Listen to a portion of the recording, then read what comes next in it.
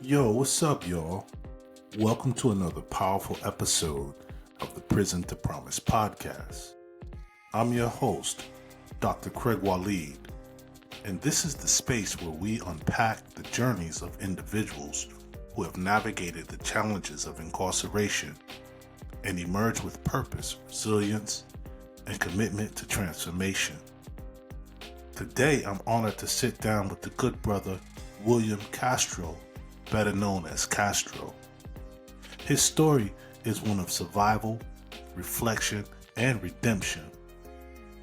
After serving back-to-back combat tours, Castro returned to civilian life only to find himself facing a life sentence at the age of 21. Fortunately, he was able to take a deal from the prosecutor, ultimately serving 12 and a half years behind the walls, fences, and cages of the North Carolina prison system. In this episode, Castro takes us through the pivotal moments of his incarceration, the experiences that gave him clarity, the mindset shifts that prepared him for life beyond prison, and the lessons he now shares to help others successfully transition back into the community.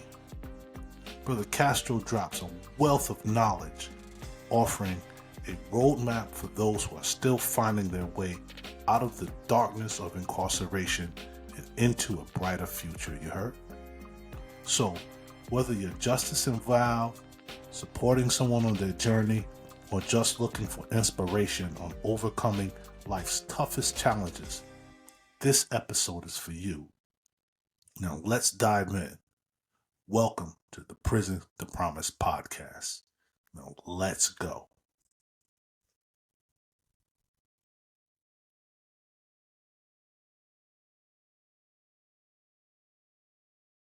Yo, what's up, Castro? Hey, can you hear me? Yeah, I hear you. Can you hear me? Yes, sir. Yes, sir. How you doing? Man, I am good, man. I am very good. How are you? Good. I'm also Good. doing well. It's been a good day. Good Right day. on, man. Shoot, any day above ground is a great day. You heard me? Yeah, that's a fact. Above ground and not in that box. I'm trying to tell you, man, that was the next thing I was going to say. As long as we ain't in that box, you look great, bro. Yeah, I appreciate it. You do too. I like the Thanks, haircut. man. Right Like the on, hair. man. Bally Scully, you heard me? Bally Scully. Yeah, So, that's yo, what's man, up. um, I know you're busy. I'm busy. I want to just jump right in, man, Let's get it. and just go for it. So I just want to say first and foremost, man, thank you for joining me on this platform. Where my focus is to empower and enlighten, encourage, and motivate our people. You know, when I say our people, not just black and brown people, Yeah. not just men, but anyone who's been stung by the carceral system and who's trying Mm, to find their way back home. And facts. so, what I'm doing is really trying to shine light on the multiple avenues of reaching success. Yeah. Because in our society, we've been conditioned to believe that success means having the house, the car, and the girl with the Coke bottle shape. But Yeah. success is With a the whole lot BBL. more. Yeah, right. I could tell you some stuff about that too, because I was Oh, in sure. Brazil. I was literally in Brazil, and so Yeah. I saw some BBL business popping off real heavy. That's a conversation for another time, I guess. Exactly, indeed, man. Yeah. But No, that's what's yo, up. just jumping right in, man. How about you share just a little bit about who you are, and how Yeah. we ended up at this spot right here, right now. Yeah. So my name is William Castro, and I'm formerly incarcerated. I did 12 and a half years in prison for murder. And it's crazy. When I was thinking about what to say, thinking about what to talk about, and you had sent me the points and you asked me about a pivotal moment. I count myself lucky because I had many pivotal moments, but some of them came like as soon as I got locked up. So just to put some context behind it, I had just come home from two back-to-back tours, combat tours in Iraq, and I was kind of lost because they sent me home early because I'd been over there too long. So my unit's still over there. They still getting hammered. I'm over here, I'm just drinking and chasing girls and partying and whatnot. Then whenever I come down, I'm feeling bad because my unit's over there and I'm over here bullshitting, right? So fast forward one night, dude I thought was my homie called me, said somebody had pulled a gun on him, wouldn't let him leave the spot he was at, asked me to help him. I'm 21, so I don't have the wisdom to be like, no, sir. So what do you think I said? I was like, bro, I'm coming. I'm That on my soldier way. kicked in. Yeah, that Yeah, soldier I'm on kicked my in. way. Yeah, so I get there. They start fighting. I try to break it up, can't break it up. One thing led to another. He pulled a gun. I pulled a gun. I shot. He didn't. He didn't make it, unfortunately. And I tell people all the time, like, good intentions got me 12 and a half years in prison. You know what I mean? When I left the house, I had the best intentions, but at the end of the day, it didn't mean anything. So The highway to hell paved with good intentions, they say, man, right? what? You better preach. So mind you, I'm 21. I'm locked up and I'm still naive to the system. I think, oh man, I'm going home any day. I'm telling all my friends, everybody coming to visit me. I'm like, bro, any day I'm getting out, da da da, woo de woo. Not the case. The first pivotal moment that I can remember being locked up was my lawyer came to me and he was like, they offered you a plea. And I was like, word, what does that mean? He was like, you sign this, you agree to this, and we don't have to go to trial. And then like we just go our separate ways. So I'm like, what's the plea? He said life. Bro, Please. I'm 21. Yeah, Like, yeah. he said that. It's like, you ever jump into an ice bath Yeah, man. and there ain't no part of you asleep after that, right? No, sir. Like not a chance. Wow, that's a great Bro, way to put that. bro, when I tell you, I don't remember to walk back to the block. I just remember being in my cell and I locked back myself. Like we was probably still on the 2 hours out or whatever. I locked the door and I just sat there. I'm like, yo, what did I get myself into? These people just asked me to voluntarily agree to spend the rest of my life in prison. And like from that moment on, like shit was just different. You Yeah, know what I'm man. saying? Yeah, Like yeah. your perspective is just different. Like I would still go downstairs to the day room or whatever, and I'd still play cards, but like the petty arguments, like Yeah. all of that, like it was just non-factors. Like it just didn't matter. There was no, it just didn't have the same kind of weight or importance to me anymore. Because like now I'm sitting here like, if they did this, if they offered me something like this, then what are they doing to everybody else? You know what I'm saying? And I'm Right. sitting here like right then the bubble was burst. That little bubble thinking, oh, the the system that they show you on TV that doesn't fail to find out the truth and like justice is served, like all of that shit is not the case, as you and I both know. Absolutely. So Absolutely. the next pivotal moment that I remember I got to close custody after they ended up giving me a plea for or offering me a plea for 12 and a half years. It Mhm. was supposed to be 13 to 16, but my lawyer countered back with 12 and a half to 15 and a half, and they took it. So I still thought I was going like my life was going to be over when I got out. Like I'm still like young as hell when they offered me that plea. But thank God I took that plea. And I can't tell you how many times I'll sit here or I was locked up and I think how close I came because I was going to take it to trial. I'm like, I'm going to trial. Like I'm not, but I was this close to a life sentence. They would This have John close. Blazed you too if you would have took the Man, trial. what? You know how my lawyer got me to sign that plea? He brought me a stack of papers. He's like, if we were one county over, I'd tell you, let's go to trial. But in this county, they're going to smoke your boots. Mhm. Like my lawyer said that, right? So he brought me a stack of papers. It was 18 people in a row had went to trial for murder in the county that I went to trial for murder or that I got convicted in. Mhm. 18 in a row got life. Mhm. Like, I mean, You would have been 19. right. And By that the was grace here in of North God. Carolina? Yeah, that was in North Carolina. Yeah. Oh, It, yeah. They it was don't on the play, coast. man. No, Oh, yeah. they do not play. You better not come play in North Kakalaki because they're not playing Mm. with you. No, they're going to smoke that ass, as you Yeah, said. Yeah. that's a fact. So, um, getting back on track to how we got here. When I got out, one of my closest friends, he's really like a big brother, and he's like so smart is scary. Like he's got to be the smartest person I've ever met. Like you ever met people that could do crazy math Mm-hmm. like that off the top of their head? Yeah. That's him. Yeah. So he got out 3 years before I did. And really he put me on because he made me an authorized user on his credit card for 3 years. So my credit was like 780 when I got out. Wow. Then when I got out, he sold me a Hummer for $1. So I didn't have to worry about a vehicle. You know what I'm saying? And even now, like I hit him up and I ask him because I got a little girl, I got a 1-year-old, and since like he's got 4 little girls. So Yeah. I call him up like, bro, what do I do? Da da da. And he's like, it's all this what you do, da da da, whatever. But he took 2 weeks off of work and he like walked me through the everything I needed to do to get back on my feet. Like took me to get my license, took me to get my teeth cleaned, like, you know, just all the things, because something that most people don't know in North Carolina, like the waiting list to get your teeth cleaned is like 3 years. And if That's you like get a lot under of prisons. facts, if you get under 18 months, you ain't get nothing done. Wow. So when he did that for me, I turned around and I was doing it for the dudes that I knew that was getting out after I got out. So they'd call me. I'd be like, I try to give them the game. Like, look, bro, when you get out, you're gonna need to do this. Tell your people to make you an appointment at the DMV because you gotta make your appointment months in advance. Woo. If your people don't know how to do it, let me know. I'll do it. Yada yada. So I'm doing this, and through the course of me doing this, I got introduced to Philip Cooper, who's the executive director of Operation Gateway. Dope Now at ass the brother. time, Yeah. yeah, ain't nobody playing. No.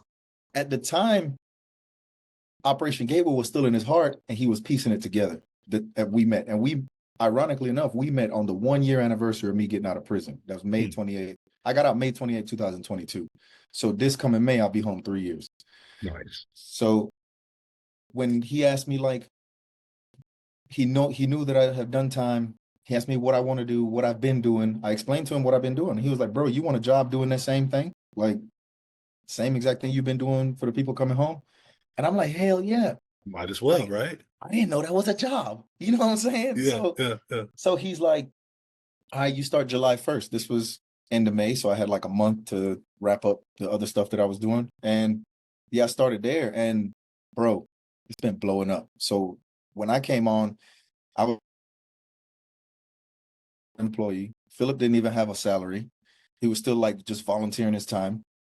Then I want to say it was like 2 weeks later, he secured some funding to give him a full-time salary. And like fast forward just a couple of years, like the operating budget is like ballooned. We got like 15 people on staff, maybe more. Like it's incredible. And recently my role changed into, along with Micah, overseeing the implementation of this federal grant from the Bureau of Justice Assistance. Mm-hmm. And I didn't know something like that existed. I didn't know there was people out there that wanted to give you money to help people get to work, to help you get other people trained so they can get credentials, so they can get really good jobs. You know what I'm saying? There's a lot of misconceptions and a lot of things that just aren't true. For example, a lot of people believe that because someone has a felony record, they can't get a job making good enough money, that being in the streets isn't appealing to them anymore. And it's just not true. Like it's people out here making really good money with really checkered backgrounds. You know what I'm saying? Yeah. And I feel like while it puts us kind of in a box, I feel like it's kind of freeing too, because you don't have to worry about what everybody's thinking. You know what you got to do. You start doing it, and it don't matter what the naysayers say, because they don't know what you know. You know what I'm saying? Like they've never been there. And I feel like going through that period of incarceration. Oh yeah, this old head one time, he was like, look, young blood, when you get up in here, don't fall for the bullshit. You came in here by yourself, you're gonna leave by yourself if you got a release date. You know what I'm saying? And that really stuck with me. Because you know there's a lot of politics in there. You know there's a lot of people picking sides and trying to like get you to do this, or man. And you see me smiling because that is reminiscent of my own experience. So it definitely resonates with me. Yeah, I'm sure you had one too. Just be like, yo, don't fall for this shit. Don't none of these motherfuckers give a fuck about you. Yeah. And they just get yourself right. Right, that's it. So that really like I said, it just kind of freed me, because if I know that you liking or disliking me has no bearing on my time or when Yeah. I go home, then who cares what you think, what you say? You know what I mean? So tell me this though, Castro. Mm, What did you do to get yourself right? Because like you went in and yeah, mhm. this OG is telling you, yo, just do you. Yeah. How did you find your way during those 12 years? Like what things helped you to get on the right track? Yeah. So toward the end of my bid, this my mentor said something to me that brought me all the way back to the beginning of my bid. He said, what you are seeking is also seeking you. Mhm. So when the old head told me that, I sat back in my cell and I was like, do I want these 12 years to be dead time? Or do I want to give myself a fighting chance? So you had a 'Cause mentor while you were behind the wall. no, I met the mentor. Well, I had a mentor 3, 4 years before I got out. He was my Mhm. sponsor in honor grade. He would pick me up and take me on CV passes and whatnot. But he Okay. just put into words what had already been going on. You know, Mhm. people talk about like whatever you spend your time thinking about, you're going to attract. Yeah. He just phrased it a little bit different. What you are seeking is also seeking you. My Yeah. mentality, excuse me, even when I was really young, starting out my bid was when I get out, I'm gonna have to be twice as qualified to stand on level ground. So I took every class I could take. Mhm. I took every correspondence class I could take. Mhm. Like anything that was appealing that I wanted to learn, I learned Mhm. it. Like Mhm. like I know how to do all the not everything that they do in prison because I can't fix radios like they do. But Right. like making candy, all of that shit, I Yeah. learned how to do all that because I'm an eternal student, like, and I'm a Mhm. sponge for knowledge. Yeah. And when my mind isn't occupied, then I get restless, and you know what I'm saying? I get myself into dumb shit, or Yeah. at least I used to. Now I Right. make sure to like have something for my mind to chew on. Yeah. So really, it was going through the schooling and whatnot, and then as I was applying myself in the different vocational educational programs, they had opportunities came up. Some of them just kind of handed to me, honestly. Like I Mhm. remember I was in close custody and they they called me over the intercom telling me to come to the warehouse. And I'm like, why am I going to the warehouse? When I get down there, they asked me if I wanted to be a canteen operator because they try to keep it reflective of the demographic of the camp. And like so my primary language is Spanish. Spanish was my first language. Um, the dude that was in there that spoke Spanish, he transferred out. Okay. So they just kind of chose me and asked me if I wanted it. And you know, like canteen operator is a pretty prestigious position. Like Yes, sir. not only do you have access to like all the different blocks, but they're trusting you with tens of thousands of dollars in merchandise and Right. inventory, and you got to keep up Right. with that. So then other opportunities were presented to me. Like they asked when I was in medium custody at this time, they asked me if I wanted to be a dog trainer. That's another thing that not just anybody could do. And Right. that really gave me a sense of purpose because Yeah. I was able to help the guys in there that were really, really good dog trainers train a couple of service dogs for people with PTSD. So that kind of like that really felt good, you So. know.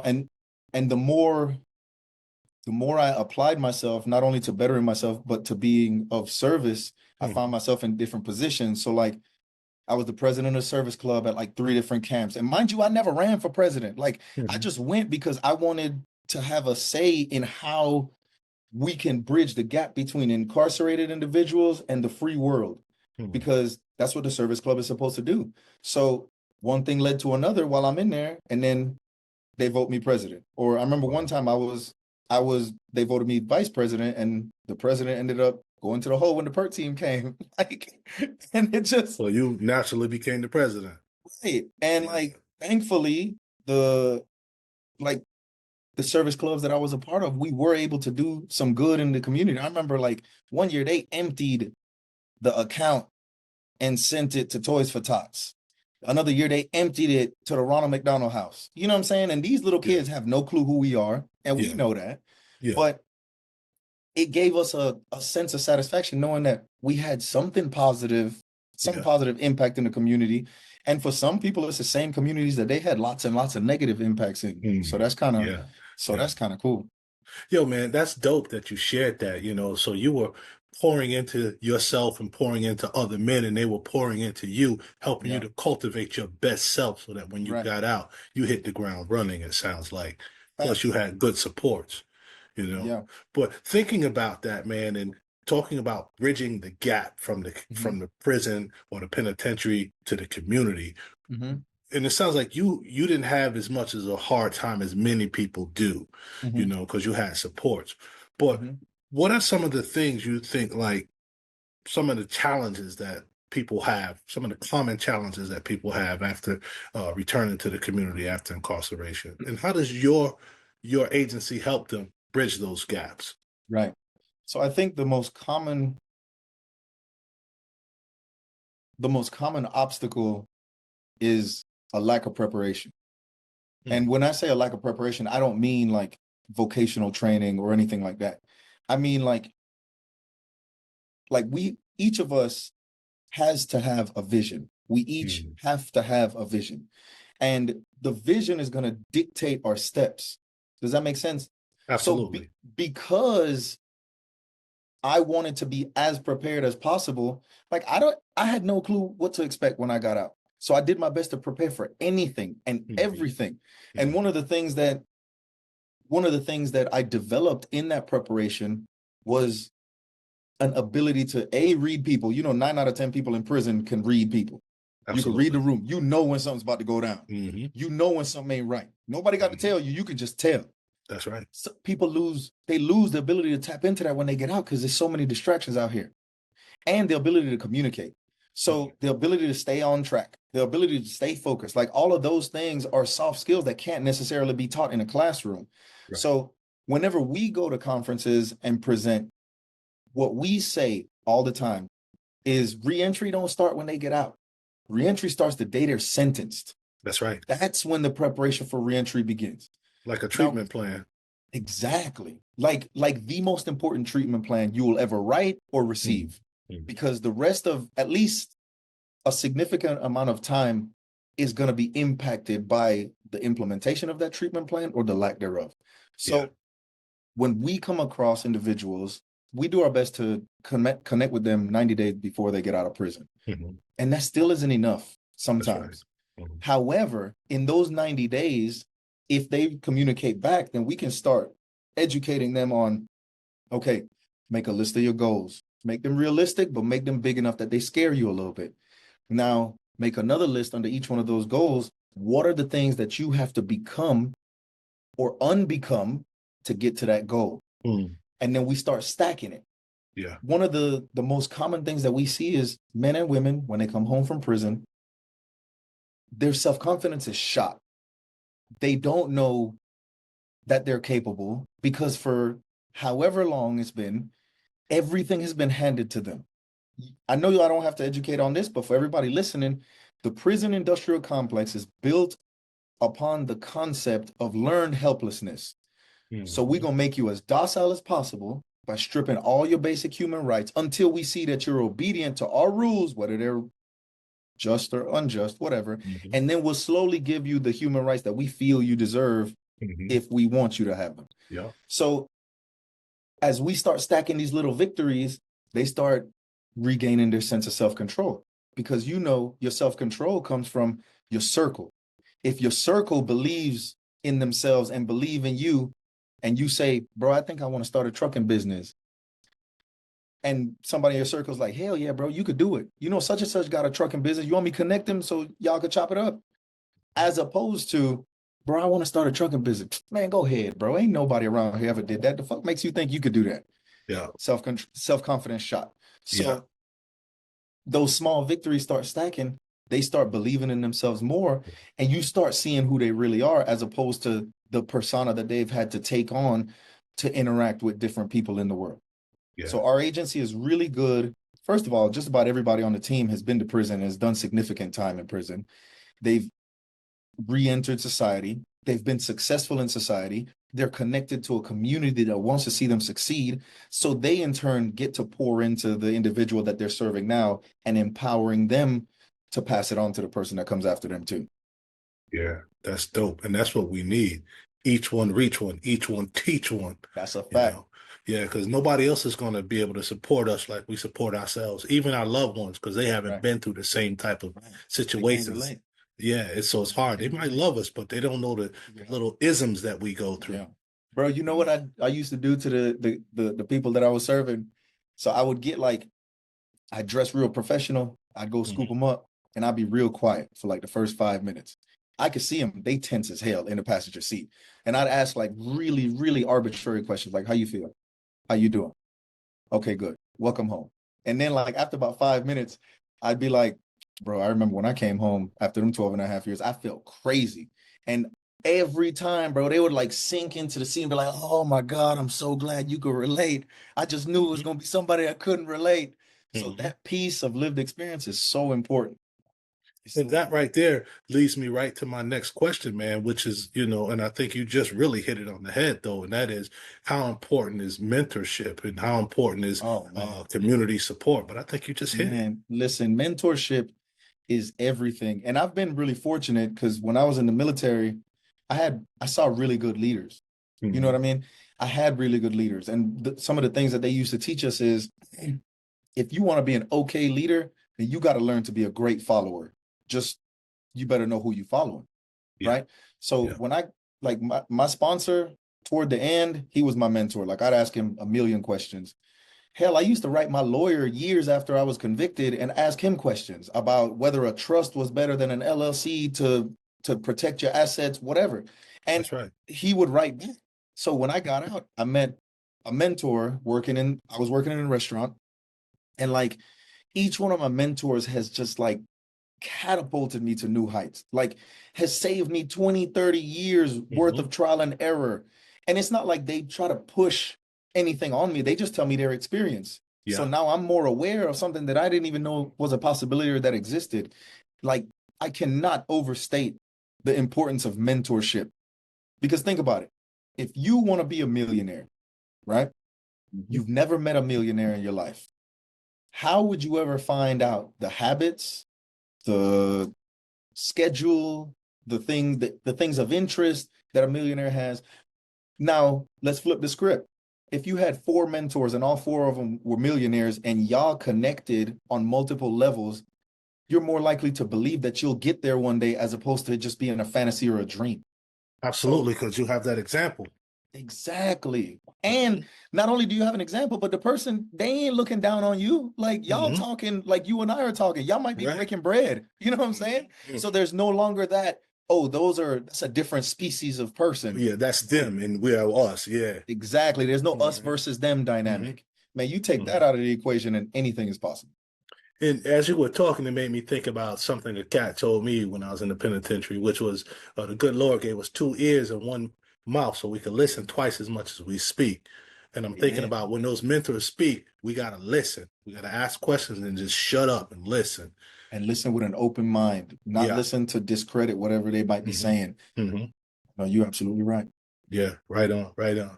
So we're about to wrap this up in a couple minutes, man. I wish we had like longer, but one of the things, because I'm enjoying this conversation. I can't Yes, wait to same. meet you in person, and Oh break yeah. bread with you.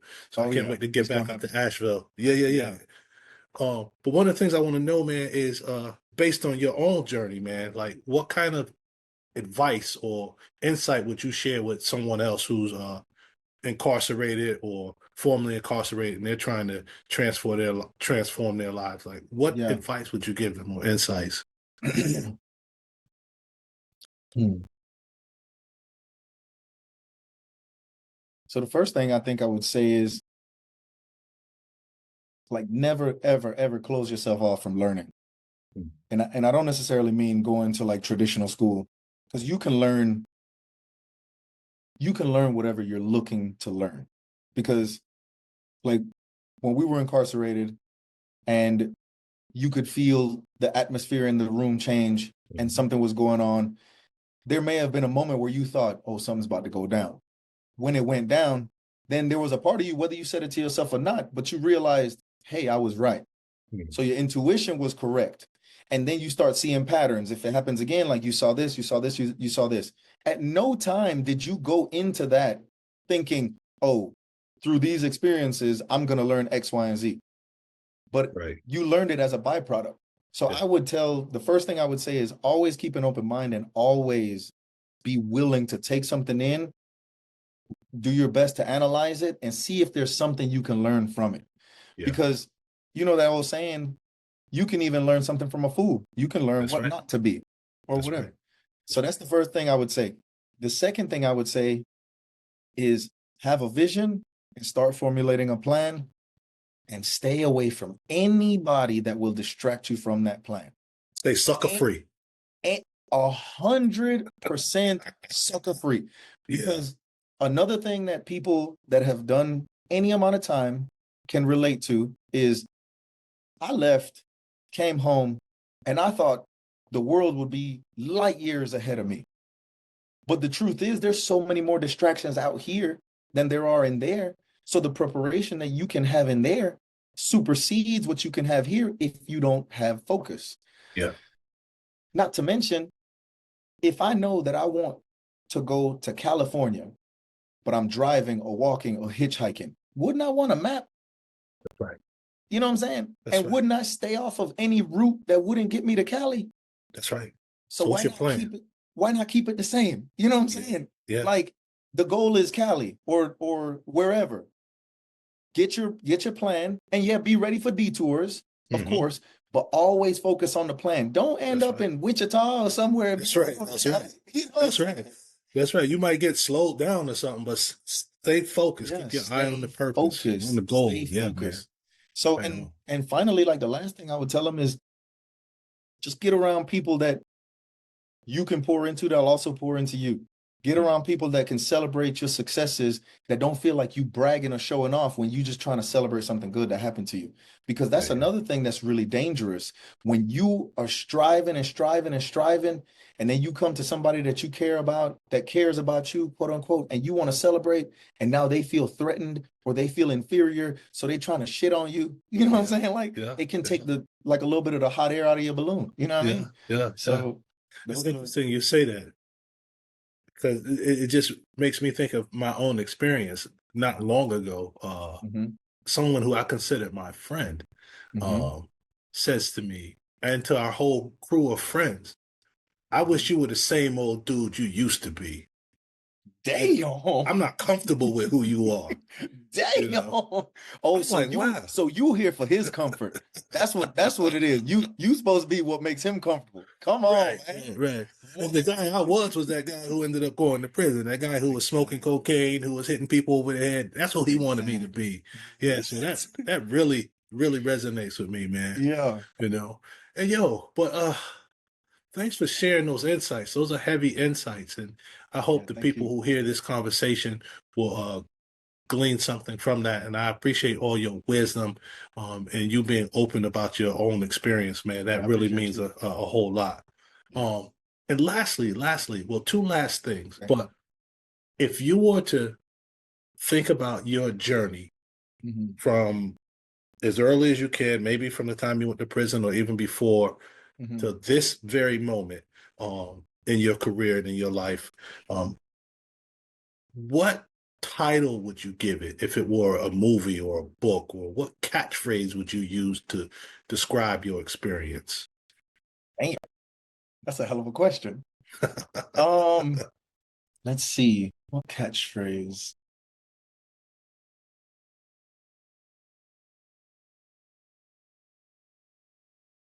I mean, honestly, I could think of the one thing that comes to my mind is so my homeboys and I would always say, que sigue? It means like, what's next? Half the time we don't know, but we do our best to prepare for the unexpected. Yeah. Now, one thing I can tell you that regardless of how the journey has been or how I thought it would have went, the one thing that has been the most incredible thing in my life was when my daughter was born. Yeah. Because there was a time I didn't think I could have kids. Like I had doctors tell me I couldn't have kids. So she's my little miracle. And I love that girl more than anything. She's beautiful. Thanks for sharing that picture with me. Oh, thank you, bro. Puffy cheeks. Yeah. Big eyes. She be looking at everything. Yeah. I love her so much. She's asleep right now. What? That's dope. That's dope, man. Yeah, I got two kids in the house with me, and I have a adult child. Unfortunately, we're estranged. She was like 10 months old when I went to prison, and after I got out of prison, those 8 years, we just were never able to connect. Not yet. Not yet. That's true. That's true. So, like Jesse Jackson used to say, keep hope alive. That's right. Yeah, I'm gonna keep it alive, That's you know. right. But if we never connect, I think she'll know and understand that I love her. And if she don't, well, it is what it is, Yeah, you you still know. love her.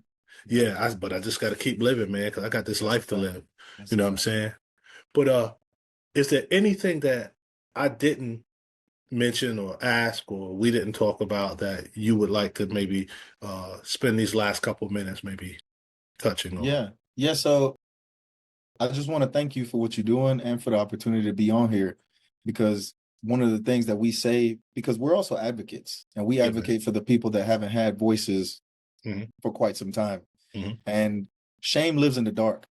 Yes, sir. So the more people are hush mouth, the more people have the concept of we don't talk about that, or Hmm. what happens in this house stays in this house, Hmm. or we got that tough guy shit like, oh, I can't let them know that it hurt me. I can't let them know this and Hmm. that. The more that happens, the more our people are going to continue to suffer. And just like you said in the beginning of the show, it's not about color, it's not about race, it's not about creed. I mean, it might be about hairstyle, because if you ain't got one of these, you just Yeah, ain't doing something right. that's But right. That's right. anybody that's gone through anything, any low period in their life, incarceration, overcoming addiction, or whatever, it's okay. It's not the end of the story. Yeah, Like, it might set you up for a more difficult journey, but that just means you got to get a little stronger as you walk. that's So right. I just want to thank you for what you're doing, because it's important, it's necessary. I know it ain't easy sometimes, Yeah, because everybody don't want to talk about this. This is a it's pretty true. contentious subject. It is true, but I want to use our experiences, our stories to empower the people coming behind us, Yeah, as well as hopefully that other people who are in positions of power will hear our stories and begin to acquiesce a bit, open up a little bit and realize, yo, these are some people who are very capable and bring quality to this world of ours, you right, know. right. And not Yeah, to man. mention, why wouldn't you want people that are coming home to your community to have the opportunity to thrive? Right. Why Right, wouldn't you? right. It makes perfect sense because if they don't have the opportunity to thrive, then you might be the next person they get hit in the head. Exactly. Yeah, Exactly. yeah. Exactly. Because they gonna eat. They They gotta got eat. to, They gotta gotta eat. eat. So we gotta treat people more humanely, man. And that's part of 100%. the campaign I'm pushing. How do we treat people humanely while we have them in custody, so that when Yeah. they come home, because 95% of people in prison coming home. Oh So yeah. when they come home, we want them to have opportunities to add on. 100%. And 100%. you and I both know some of the most smartest people in the world are walking these Man, prison what? yards. Man, you said that, I got chills. I'm talking about like next level smart. Like, Absolutely. it's insane. Look, So man, go ahead. let me just say it was dudes in the penitentiary that convinced me that I was smart and I was capable because I saw how smart they were. They were like, yo, you got this, young blood. Yeah. Yeah. Go to school, read this book, write this report. Yeah. Come Yeah. on, And that present to encouragement, all of us. that Yeah, encouragement helped, didn't it? absolutely. Absolutely. Yeah. So no, you got my full support on this mission. Right on, Yeah. brother. Yeah. I So I appreciate appreciate you. you. So, yo, I'll be in touch then. Absolutely. All right, Castro, I'm going to see you. All right. Let's stay in touch. Okay. I appreciate you, big bro. All right, brother. All right. Peace. Peace.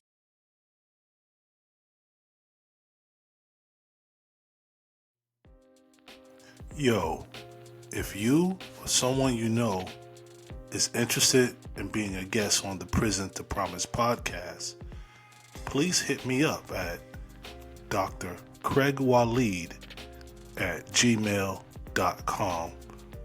I'll spell it for you. That's DrCraigWaleed.